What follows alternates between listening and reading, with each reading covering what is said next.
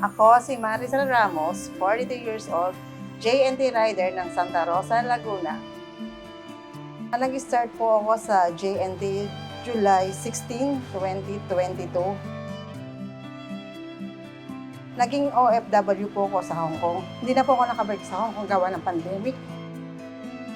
Mahirap po ang buhay pagiging OFW kasi malayo sa pamilya.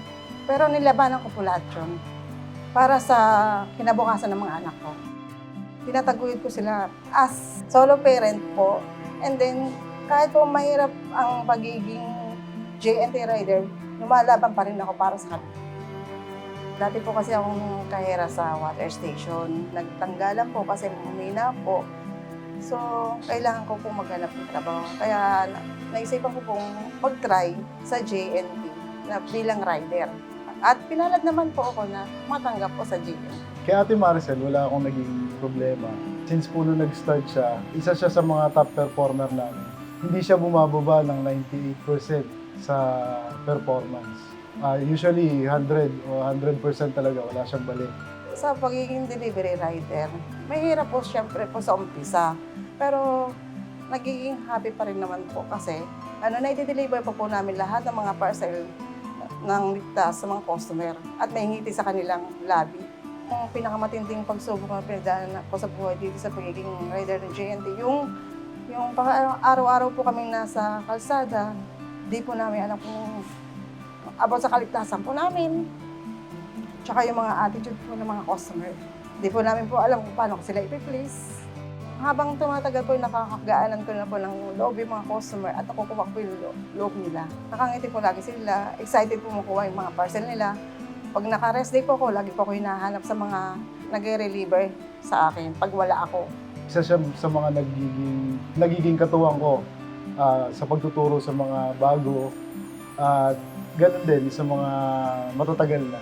Yung sama namin po dito sa kapwa namin rider, okay naman po. Minsan po may asaran, meron po kaming inisan talaga hindi maiiwasan. Pero hindi naman po na natapos ang isang araw na hindi magkakaunawaan po. Nabil po yung friendship namin sa pagtutulungan. Kasi nung nag-start po ako dito sa JNT, syempre, wala pa po ako alam sa mga area, pero tinutulungan po nila ako. Sa 2 years kong pagtatrabaho sa JNT, ang happiest moment ko, yung magkaroon ng mga kaibigan sa trabaho at tinuturing na nila ang kapamilya. At higit sa lahat, maganda yung samahan po namin dito. Kay Ate Maricel kasi, hindi nagiging hadlang yung mga problema niya pagdating sa trabaho. Focus siya sa kung ano yung ginagawa niya at nagagawa niya ng maayos yung trabaho niya. Sa pagiging single mother naman po, ay natutustusan ko naman po ang pangangailangan ng mga anak ko. Nakakasama naman namin si mama sa bahay. Hindi na tulad nung dati ng mga kabataan namin na wala kami mother figure nung nasa abroad siya kasi hindi namin siya kasama sa paglaki namin. Kung dati, hindi ko po makikita siya dati eh. Umiiyak po tuwing gabi pag wala siya. Sobrang hirap po ang pagiging OFW. Sabihin natin, sobrang layo mo sa pamilya mo. Kakasakit ka, pero kailangan mo magtrabaho. Lahat ng hirap na dalasan ko po sa pagiging OFW. Kaya yung maalala yun.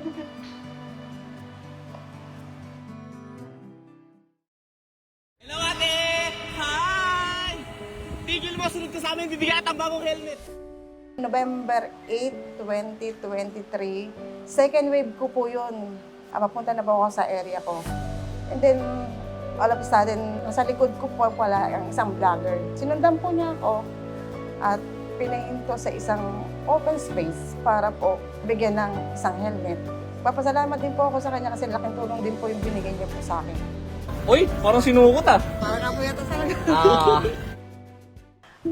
Malaki po na itulong sa akin ng JNT bilang rider. Unang-una na po doon, yung mga bills po namin, nangangailangan ng mga anak ko. Kaya salamat po ako, papasalamat po ako sa JNT. Mensahe ko po sa mga kapwa ko, lady rider, tatagan pa natin yung loob natin. Laban lang po tayo sa hamon ng buhay. Huwag tayo sumuko. Maging masipag at maging tapat po tayo sa trabaho natin. At lalo-lalo na maging natural po tayo sa kapwa natin. At lagi tayong magpasalamat sa Diyos dahil lagi tayong ligtas sa ating mga biyaya araw-araw.